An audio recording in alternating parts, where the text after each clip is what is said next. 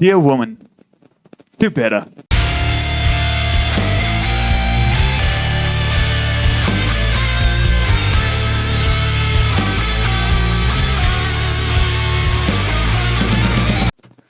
Welcome to the But I Don't Know podcast.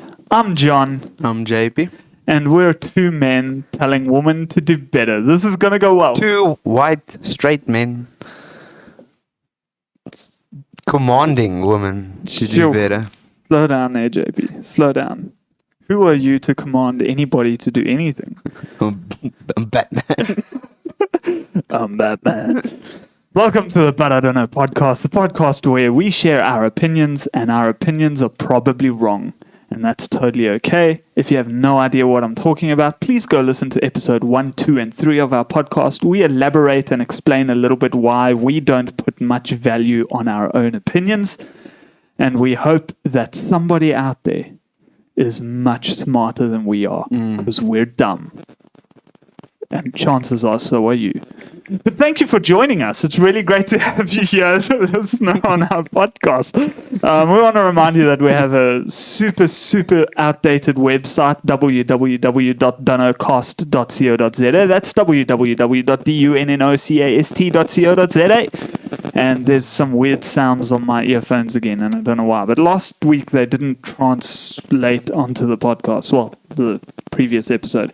Anyways, we're super excited to be here today, and we're nearly celebrating a year of the But I Don't Know podcast, JP. How cool is them apples, bro? Yes, bro. I can't believe it. We're coming on to a year, and we didn't do 52 episodes. 365 days. Yeah. We should hopefully, I think, get to about episode 40, because we're pretty close. I think this is 38 or something like it. I have no idea. So within a year, we're probably going to reach about 40 episodes. This is 38. And then next week will be 39 if we get an episode done. And the week after that will be 40. And I think we'll be pretty much on a year. On the wow, that's pretty there. Cool. Bro. Yeah, that's pretty cool. Yeah, I see. So thank you for journeying with me on this, and it's been a pleasure. It's been a ride. It's been a ride. It's been lekker. Anyways, so the reason why we decided to do today's episode is because we couldn't figure out what to do for today's episode. And last week we gave men a little bit of a slap across the face, like, men, do better. And while we still think that is true, we just felt it fair in 2022. In the spirit of equality. In the spirit of equality, to take that same flat hand and to say to women, turn your cheek now. For it is your turn. We're going to get flagged for abuse here. It is your turn. Yeah. Your turn to take one to the other cheek. Anyways, we just thought, there's some stuff we have to say to women as well. Yes. Basically. We will be mansplaining. We'll be mansplaining the issues of women today.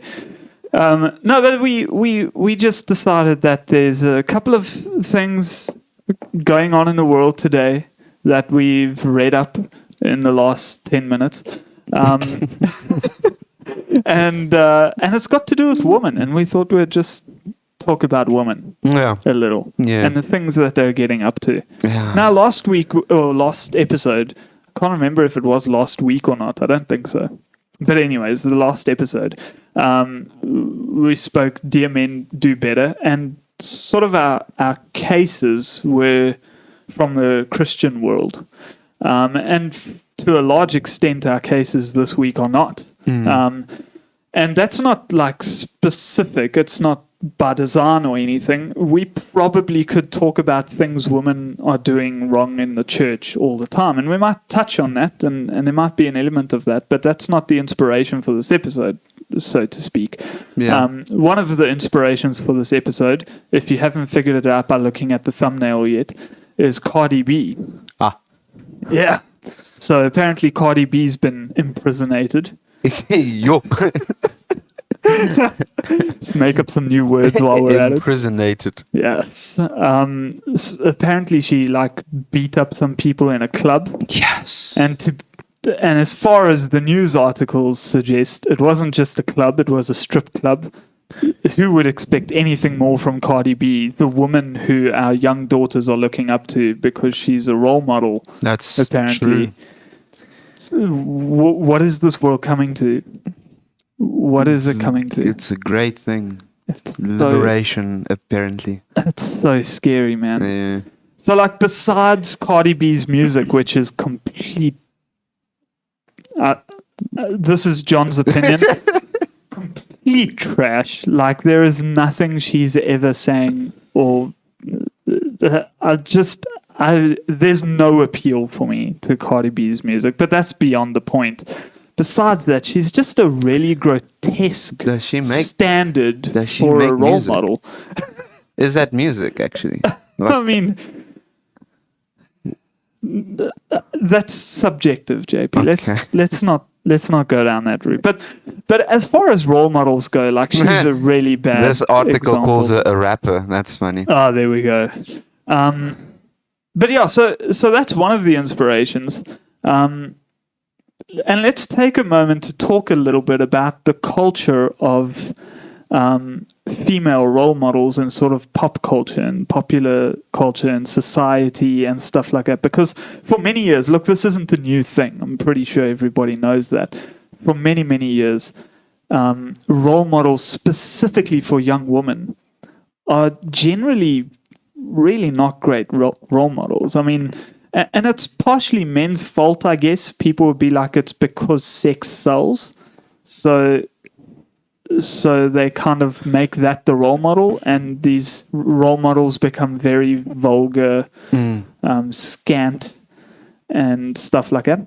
But yeah, I don't know if you've got any thoughts on the matter in particular. I mean, I think, well, I wouldn't say like it's men's fault. I would say that, like, it's the systems. The industry, for sure. Yeah, like, but they're trying to appeal to men. Yeah, I for sure. I have to throw that in there, or else people are going to be all like, blaming women again. No, fine. we are what is known on the streets as being victim blamers.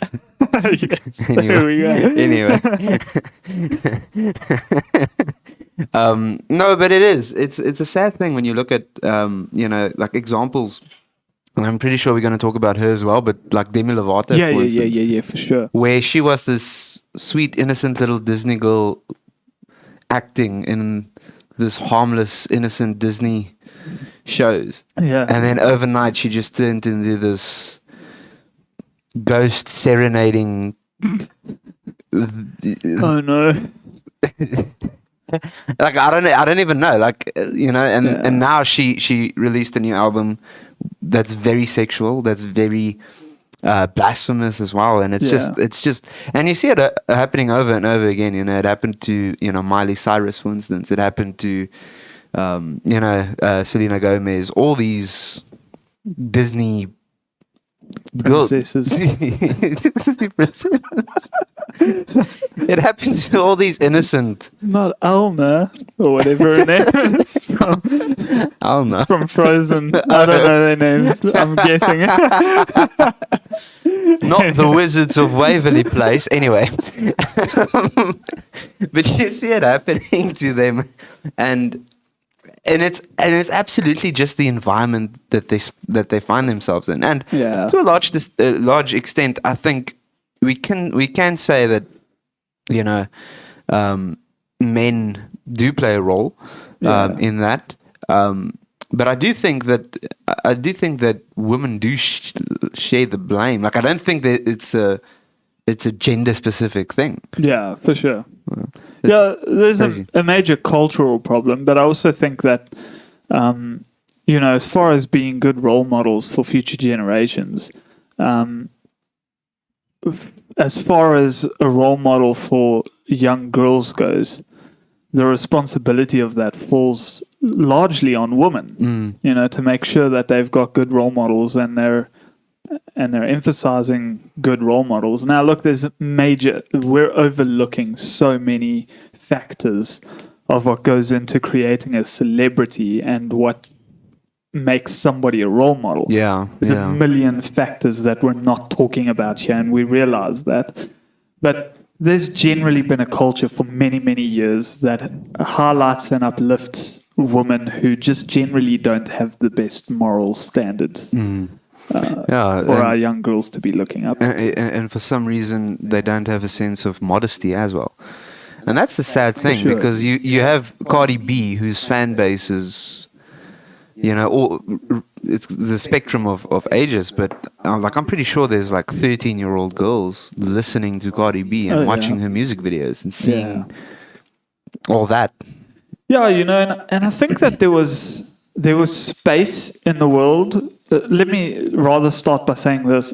I don't think that modesty looks like cover up your ankles. No. Yeah. So I want to be clear on that as well. I think there was space in the world to allow women this freedom to sort of express themselves. And there was definitely a time where it was really harsh, this conversation of modesty and stuff. But I definitely think we've crossed a very important line with somebody like Cardi B specifically, who's now been found guilty of beating up some people in a strip club. Yeah. And her music videos are just absolutely insanely well, I mean, provocative and I mean, like, I don't know if you remember the song WAP from a few years ago. That was a Cardi B song and a Megan Thee Stallion song, and it was the number one song, on the charts for weeks. That's crazy. With millions and millions of views on YouTube, and literally the song is just about.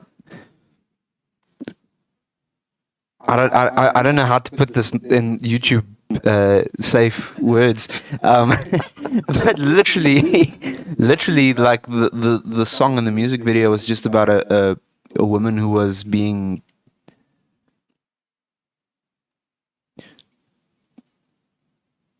promiscuous. I don't like that's the very tame way of saying it. Yeah. But by being very overly sexual in nature, and I remember when they performed the song live, they even like imitated like lesbian sex on stage in front of little girls watching, and it's crazy. And again, I mean, it's not, this episode isn't like an anti-Cardi B episode. She's just an example of something that's been progressing over the years. And also it's not particularly gender specific, but there's a major bias with regards to this issue. Yeah.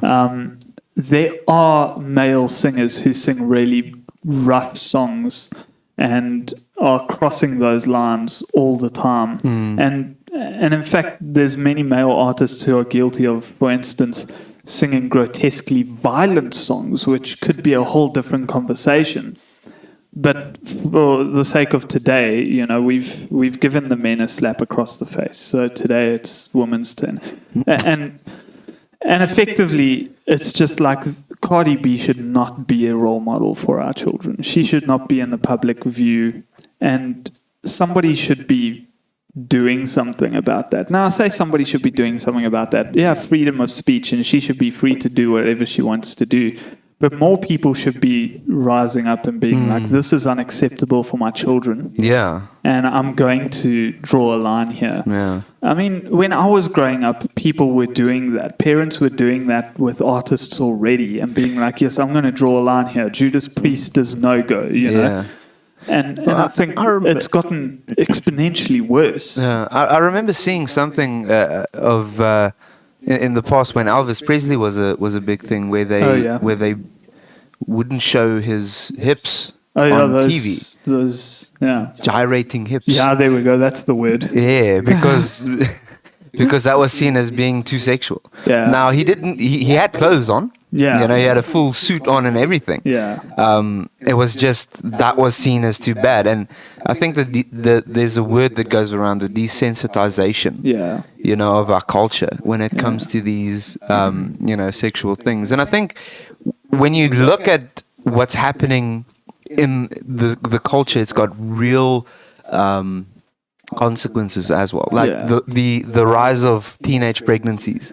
100%. Skyrocketing, the number of abortions skyrocketing, the number of STDs skyrocketing and people's lives just being ruined because this culture really isn't a healthy culture. Yeah. And the problem is the system and people like Cardi B and people like Megan Thee Stallion, they are propagating this culture and promoting it as a healthy liberation of women's sexualities. Yeah. And they're putting this message forward of saying that this is good. Yeah. This is good. And what it's doing is it's opening doors for little girls to fall into very serious, traps and situations where, the consequences are real. Yeah.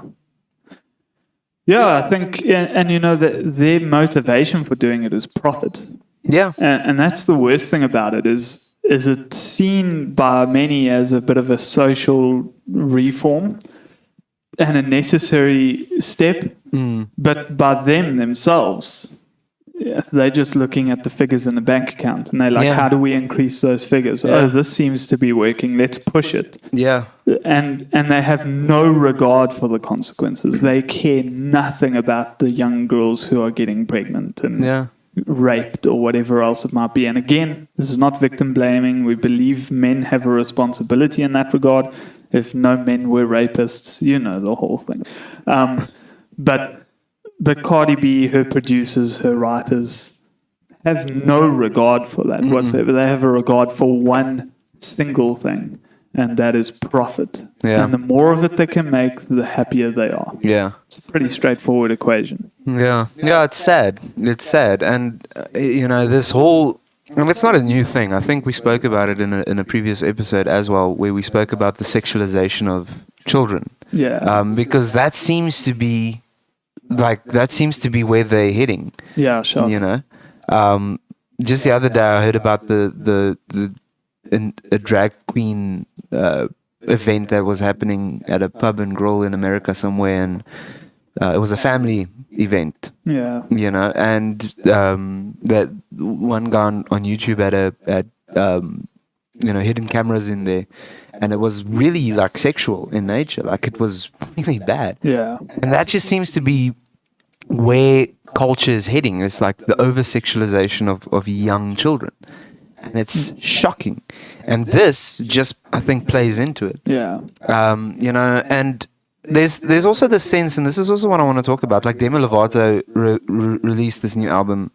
I'm not going to say what the album's name is because the album's name is, it's a swear word. Yeah. But it's holy frick. Yeah.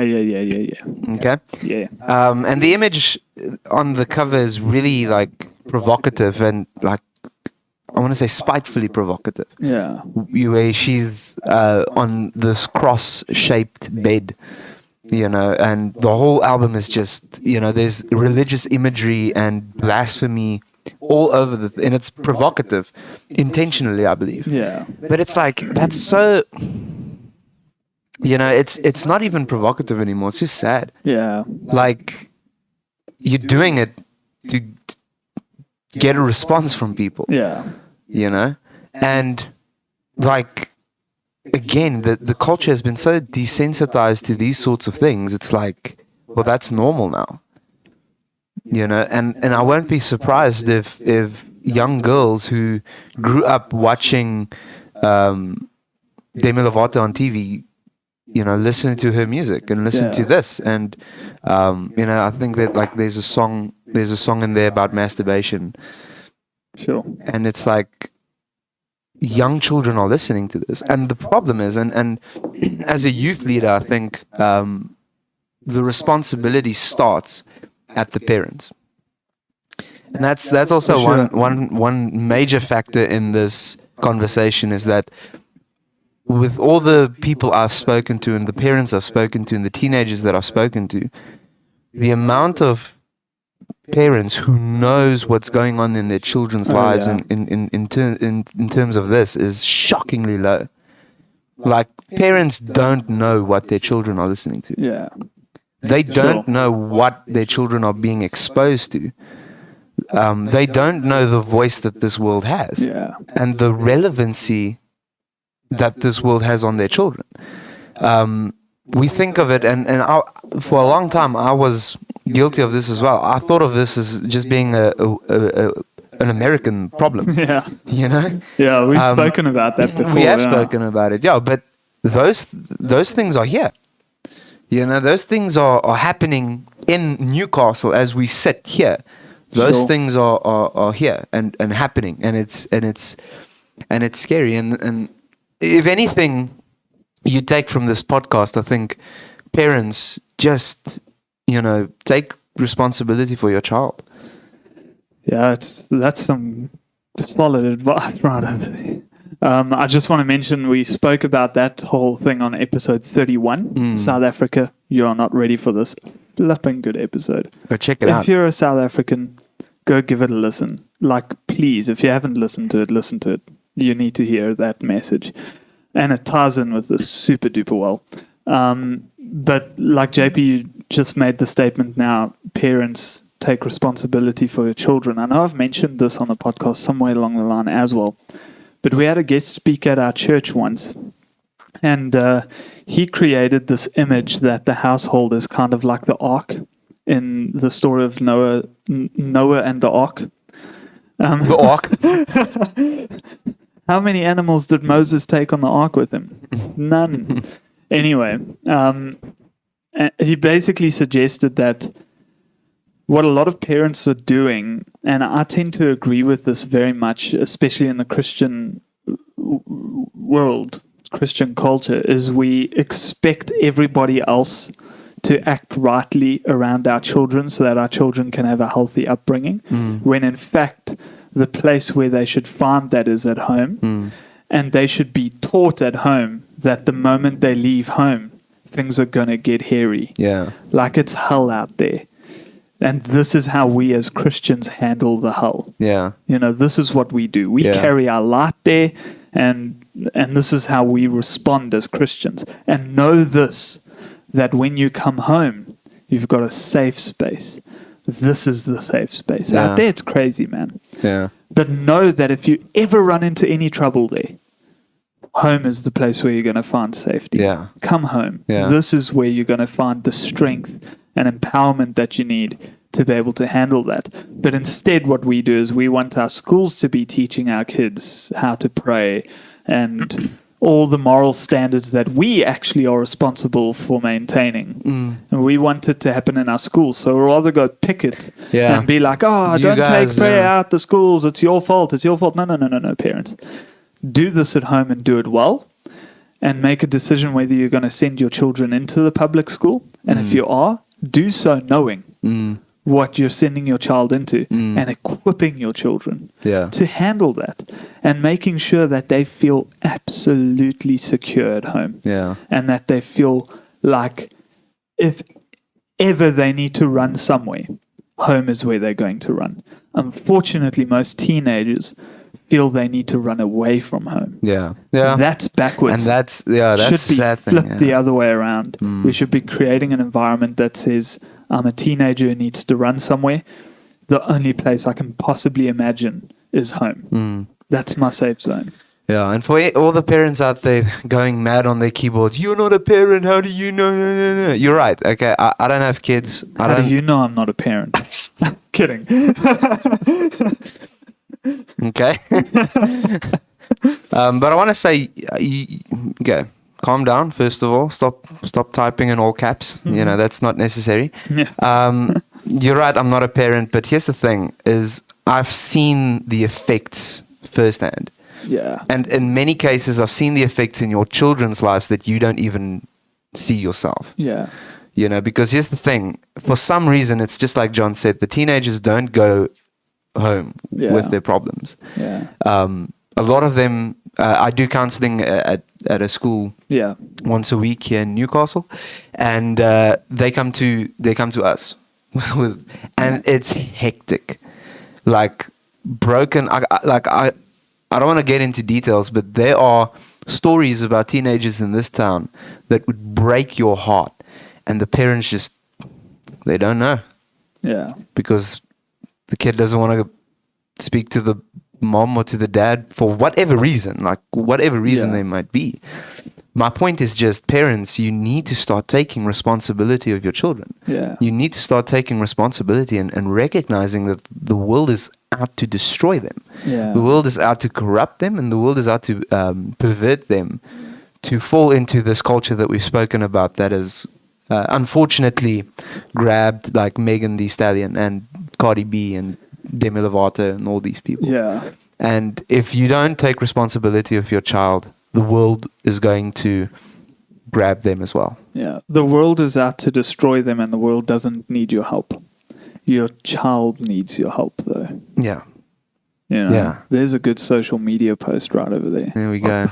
Grab that one quickly. So I feel like there's, for some reason, I wonder if it's got to do with the fact that we're calling out some women. I feel the need to put a whole bunch of disclaimers out there this episode. What I do want to say is we're also not suggesting that those children who don't feel comfortable going to their parents, we're not suggesting that it's definitely the parents' fault. We don't know. No, for sure. But we are suggesting that the parents have a massive role to play in this. It's like, it's an undeniable fact. Yeah. So we don't know the circumstances, or I definitely speak for myself. I don't counsel like JP does. I'm not a youth leader. I play guitar. That's what I do. Sing some songs, you know. But I don't know the circumstances that create this complex thing of the home structure. But what I do know is that homes are broken in general. Statistically, the chances are those teenagers who are coming to you have broken homes. Yep. I'm saying that as a statistic. You might know it as a fact. Yeah. Well, I would say 100% of them actually. Yeah. Like, I can't think of one that's... Yeah, that's it, you know. And that is not a teenager's fault. No, not at all. If there's any parent out there who thinks that the broken home is a teenager's fault, oh my word. I I cannot begin to describe how absolutely incorrect you are, sir or ma'am. You are so wrong. Anyway, this episode has taken a strange turn right over there. We said that this is going to happen. It's fine. But I want to put out another disclaimer, and then I want to move along to another point of order. The other disclaimer I just want to throw out there quickly is I realize that at this point there might be some people listening to this episode being like, oh, so many stereotypes, such high standards you're placing on pop stars, blah, blah, blah, blah, blah. This modesty doesn't look the way it used to look. This is the same thing we've heard over and over for so long, and it's anti-feminist and it's chauvinistic, blah, blah, blah. I just want to say, please go and listen to our previous episode titled Dear Men, Do Better, and pay attention to the incredibly high standard we expect from men. As in, don't even be DMing other women who isn't your wife. Who isn't your wife. We haven't even addressed their dress code, but in general, it's not a major problem with men. You know, men generally don't dress much different than you and I, t-shirt and jeans. I mean, you know, Afrikaners are more promiscuous than most men. They wear these short pants. Those pants are sometimes a bit short. Afrikaans ooms. Yeah, please. You know, put some longer short pants on. Like I'm Afrikaans, and like that's traumatizing. I don't want to see that. Anyways, generally, Afrikaans ooms. I'm so sorry. That's a joke. But the most promiscuous of all men. The Afrikaner. Oh my goodness. There was most of the time where the Afrikaans language or the accent or something was rated one of the most sexy. Yeah. The sexiest. Accent or something. Anyway, I don't know. But that's beside the point. The point I want to make is... I wonder if it's this one. If it is, I'm just going to talk like this then. Watch our numbers just shoot through the roof. But yeah, basically what I want to say is we have a really, really high standard presented in that episode, what we expect from men. So I want to just be clear that this isn't targeted at women in a hey men, you have no responsibility fashion. We actually dealt with men last episode, and we made some pretty strong calls. Yeah. And laid some pretty hectic guidelines. So until now, basically, I think our major thing is like we want good, solid role models for our young girls to look up to. And I'm sure they're out there. Don't get me wrong. Yeah. But we also just want to be able to clean house a little bit with regards to who those role models are, and make a plea for a little bit of more modesty in general in society. But that brings me to the next point, and what I want to talk about a little bit further here, and that is the role of a woman within the Christian church, and them as being a role model, so to speak. So we acknowledge that we can't hold the rest of the world to the same standard we hold the church to, because people who are within the church have submitted themselves to the standard. We've spoken about that somewhere. Can you remember which episode it was? That was an early episode. That was about the Bible, I think, or something. Yes, it was about scripture. Or what? Yeah. I just want to check quickly so you guys can go and listen to that, why not? Who really wrote the Bible? I don't feel like it was in that episode. I can't remember, bro. Oh, no, you know when it was? Wasn't it Pride Month? Episode 30. Pride Month. Was it? I think it might have been. Anyway, let's move along from there. Go watch all of them. Watch all of them. We've spoken about. We've spoken about the fact that people who are Christians have submitted themselves to this high standard. It could have been Pride Month, actually. Could have been. I think it might be. And so I want to talk a little bit about that now, because we did talk about that in our previous episode, and the role of men, specifically the expectations of Christian men. And I think we should take some time to speak about that a little bit. I think it goes without saying that we have a higher expectation of a woman who submits herself to Scripture than we do of one who doesn't. For sure. Having said that, I still think we should, as society, have a higher standard than Cardi B, regardless of Christian affiliation or not. Yeah. Like, society, do better. Maybe that's our next episode. Dear society, do better. Do better. This is a 3-part series. Yeah, but let's talk a bit about like Christian women and what do we expect from them in this regard. We consider the inspiration for last week's episode the fact that Matt Chandler had a conversation with a woman in the DMs on Instagram, and Brian Houston, who had some controversies surrounding relationships outside of his marriage, Bill Harbel's accusations. The list is flipping unending. It just carries on forever.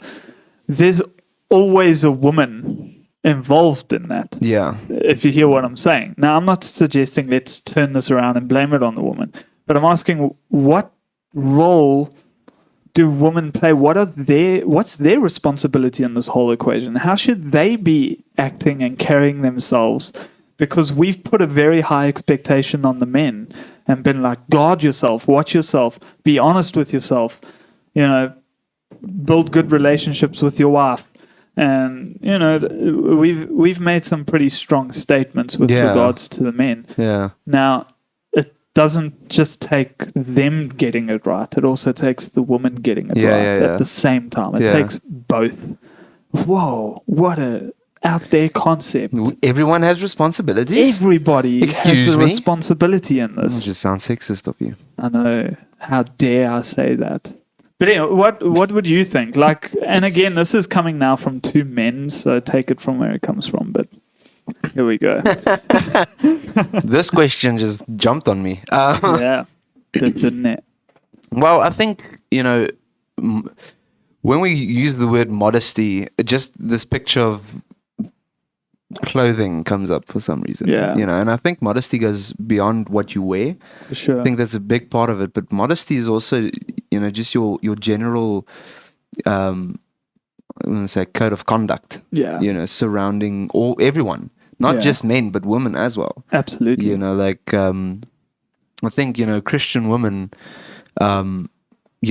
display modesty in terms of how you treat other people, how you react towards other people, those sorts of things. Now, look, again, we've spoken about what the men should do, so I'm not going to, get into too much detail. Go into that job, but like the Christian woman who who was DMing with Matt Chandler. I have no idea who this woman is. I don't think anyone has ever revealed her name or anything like that. Nor do I think that they need to. Yeah. But just as much as I think Matt Chandler was in the wrong for DMing with this woman who was not his wife, I think she was in the wrong for DMing a guy who was not her husband. Yeah. You know what I'm saying? I think that's not honoring your husband, if I can put it that way, you know. And now, the feminists will be like, oh, I don't care about you. Cancel. But I do think that, more or less the same standard that we put forth for guys should be applied for women. Now, obviously, it's going to look different. Yeah. Like modesty for men and modesty for women looks different because men are hardwired to think differently about women and women are hardwired to think differently about men, and that's fine. There's nothing wrong with that. But keeping that in mind when you choose to post a picture on Instagram, for instance. So at our youth, we did like a four-part series about social media, and the topic of modesty and validation and all these sorts of things came up, surrounding what goes through a girl's mind when she posts a provocative image on Instagram. And that's the sort of thing that I'm always thinking about is posting the picture necessarily wrong? It's not necessarily wrong. Except for you will be leading people who are your Christian brothers into temptation.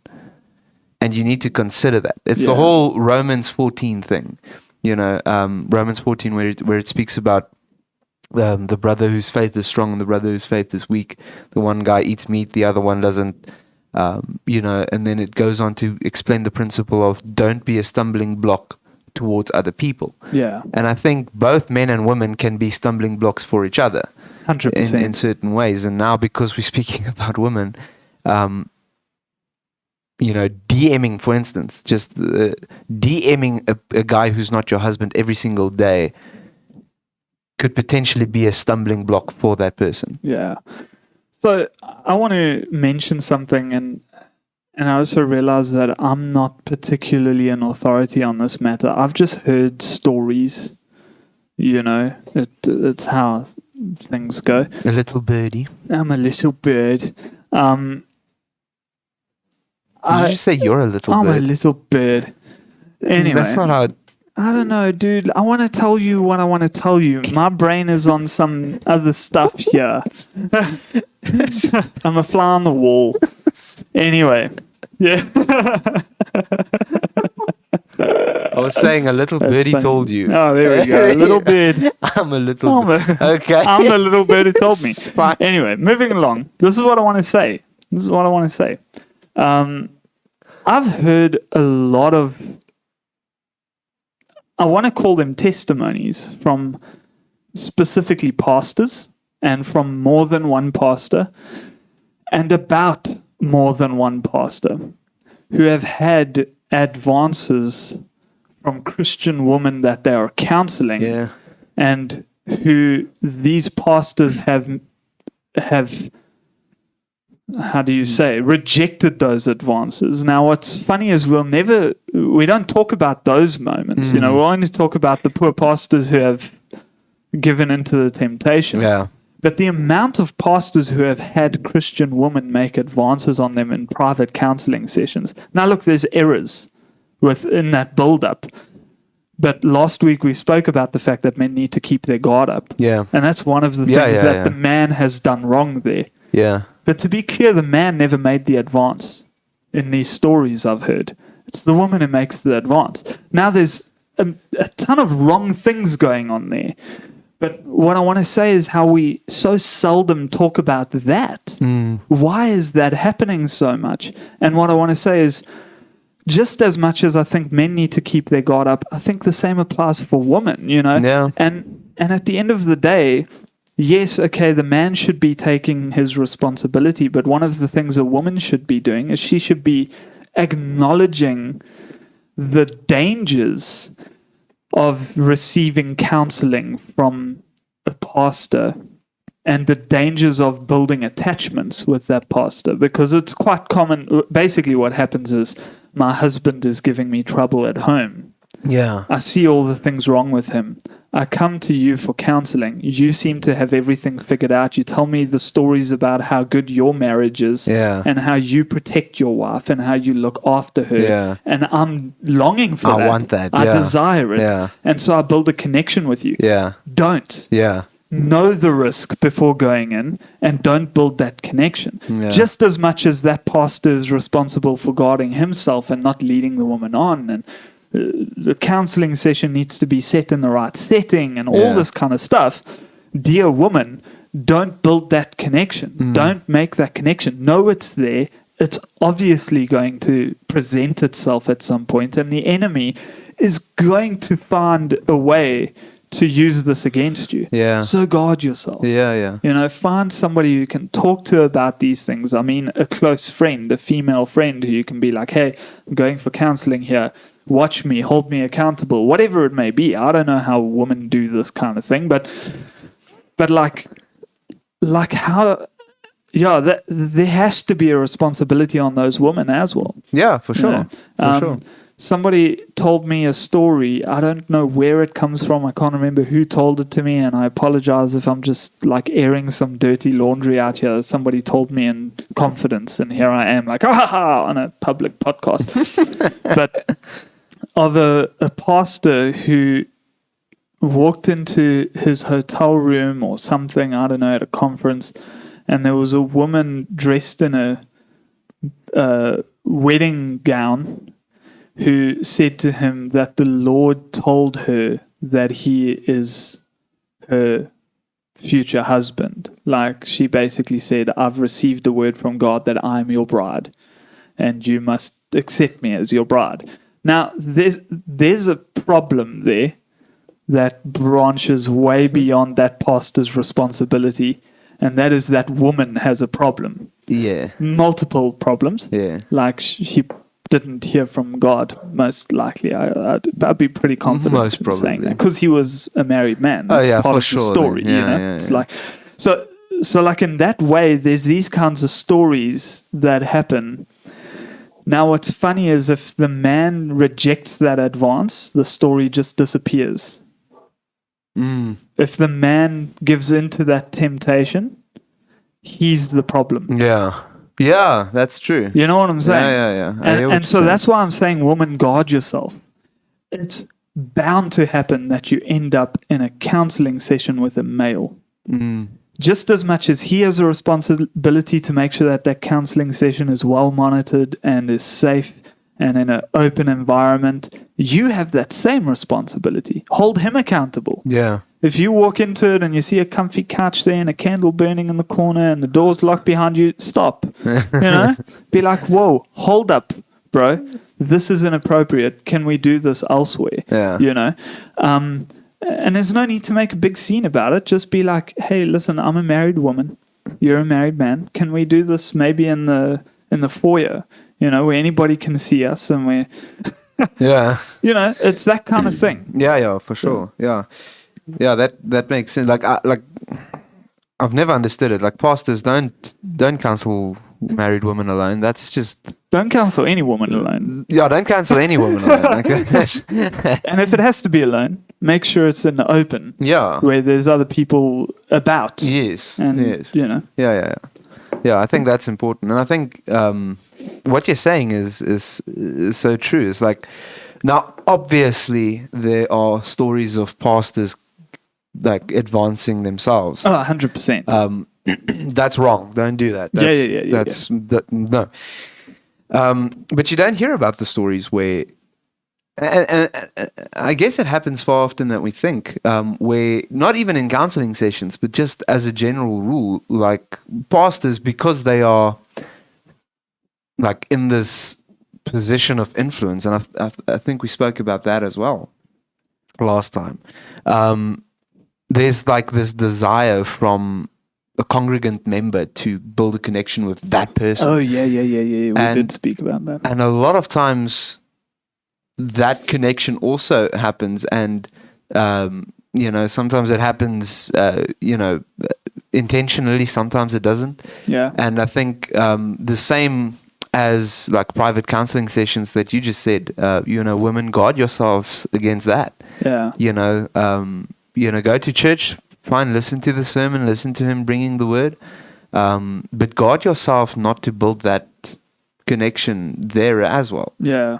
Because I've also heard a lot of stories of women just advancing and making it advance to a pastor just because he's the pastor of the church. Yeah, for sure. And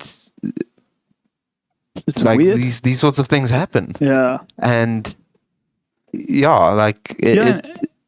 we mentioned it last episode, that pastor is like sort of this authority figure, and he's standing up there preaching, and that's his job. Yeah. And if you're taking that as a sign that you need to, date this guy, that's a weakness on your part. You know what I'm saying? We can't be like, Pastor, please preach with a little less authority, please. Just like we shouldn't be saying to women, hey, rape is your fault. Yeah. The same way we shouldn't be saying to our pastors, hey, pastors, preach with a little less authority so that our women aren't so attracted to you. It's far too attractive. This way you preach with such authority and wisdom. Just tone it down, buddy. Just be a little bit unsure. Yeah. So that would be a weird thing to have to do, you know, and we shouldn't have to do that. Yeah.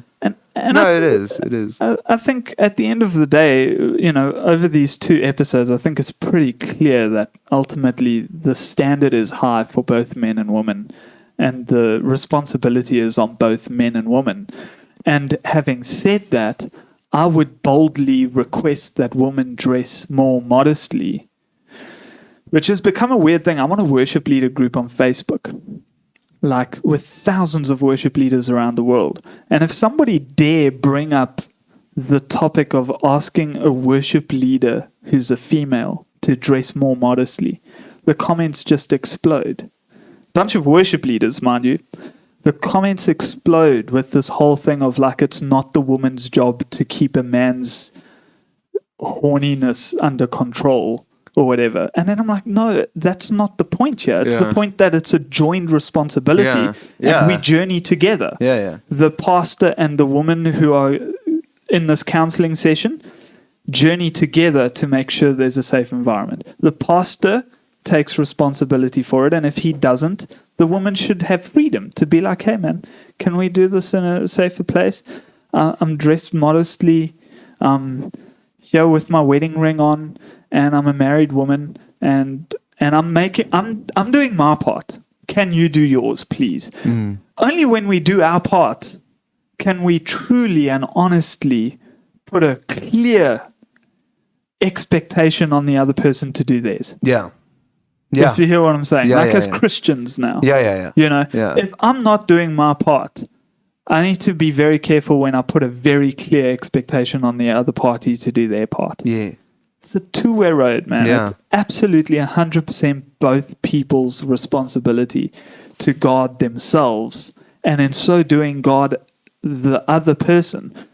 1 Corinthians chapter 12, the body of Christ. We're all members of the same body, and when one member suffers, all the other members suffer together with it. And so this man who's suffering temptation, oh no, that's his problem. He must get it under control. It's nobody else's problem other than his.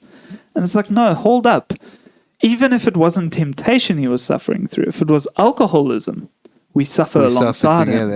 Sure. If it was abuse, we suffer alongside him. And in the same way, if it's temptation, we suffer alongside him. And the exact opposite is true for the woman.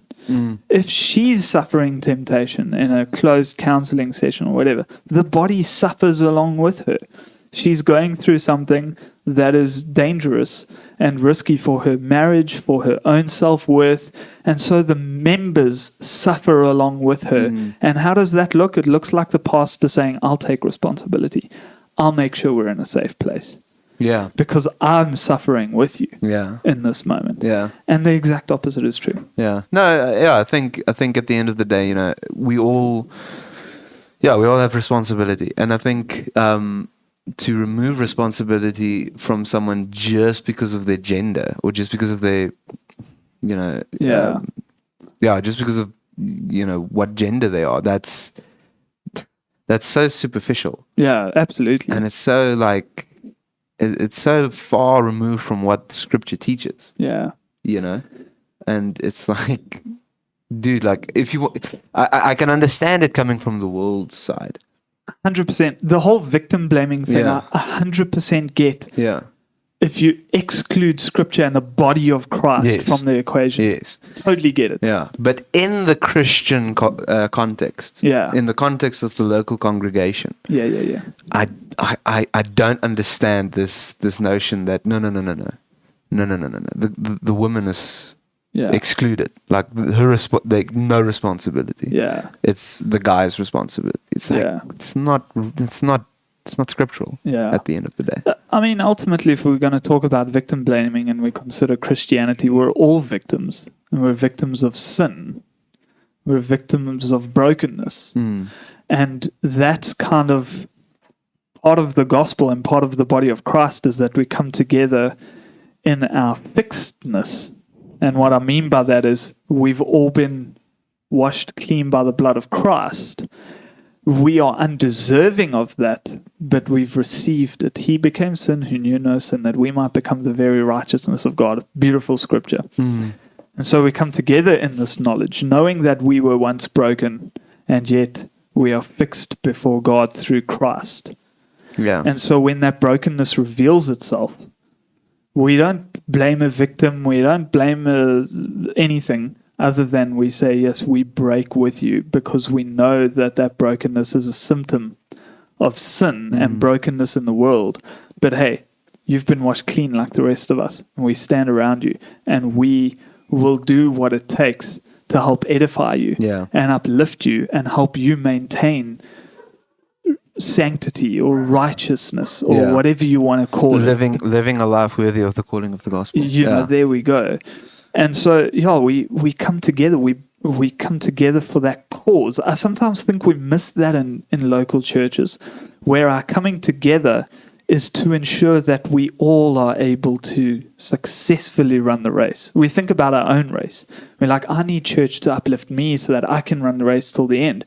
But you are also needed to uplift somebody else so that they can run the race to the end. Them running the race to the end is just as important to you as you running the race to the end.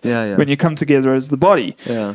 Which is cool, because we're doing a missions conference this weekend. By the time you guys hear this episode, missions conference is over. But effectively, what a missions conference it was, wasn't it? It was so good. Yeah, you guys should have been there. Yes. Next year. Anyway, but it's like that.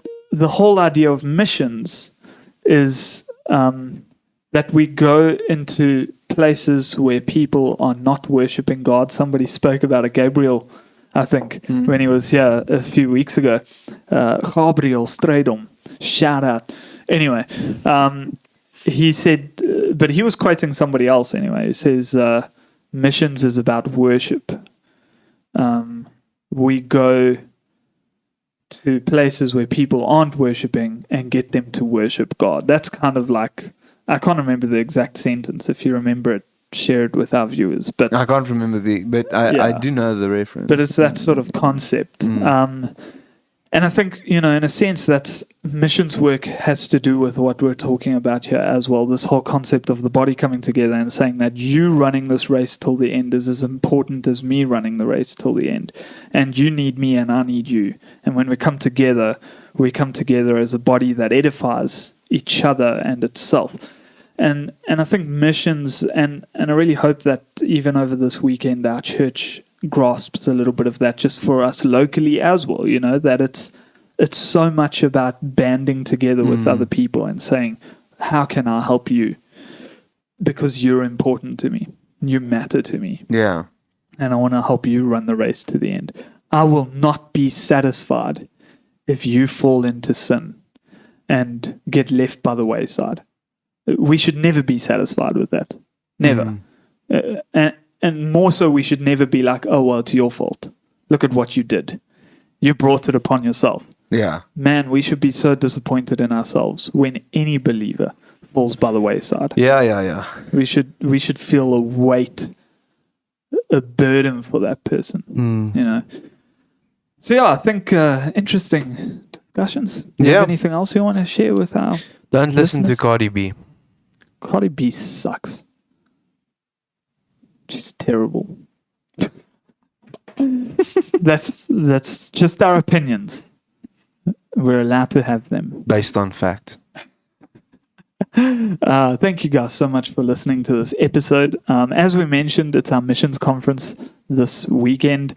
And we want to remind you guys, we want to take this opportunity to remind you that part of the reason why this podcast exists is because of last year's missions conference and the fact that we really hope that in time, this podcast can generate a little bit of funds that we can donate to missions work and allow Christians around the world to have these communities we're speaking of to edify each other and to help each other run the race till the end. And at the end of the day, we need you to help us with that. Yeah. Our listeners, our viewers, share the podcast, help create a bit of momentum and a bit of culture. Buy a t-shirt if you can. www.donocast.co.za/merch. We've got one t-shirt design up there. It's pretty cool, and we'll get another one up, but it's been busy, man. It's been busy. This missions conference has had us running. In fact, we need to tie up now because we're going to go work. We need to go work, yes. But we just want to remind you guys of our heart. Our heart is that this podcast in time would generate a little bit of funds so that we can donate more money than what we can do in our personal capacity to missions work around the world through DO Missions at this point. And it would be an honor for us to have you donate to DO Missions due to hearing our podcast and what we do. So if you ever wanted to do that, get in touch with DO Victoria Church or get in touch with us, and we can connect you with all the correct people so that you can donate some money to a really, really good cause, shining light in a dark world and bringing hope in hopelessness. And if we can have a little part to play in making that happen, we'd be super excited. Yeah. So Exciting. thank you guys once again, and we'll see you in the next episode. Thank you so much for watching that very fascinating episode about that very fascinating topic. We would like to remind you that we've got other fascinating episodes and other fascinating topics on our fascinating website. Fascinating indeed, JB. We're also on the following social media networks: Instagram, Facebook, and YouTube. Wow, and we would love it if you would go there right now and comment on any one of them or all three of them, if you please. It would be great. You're amazing. Don't you ever forget that.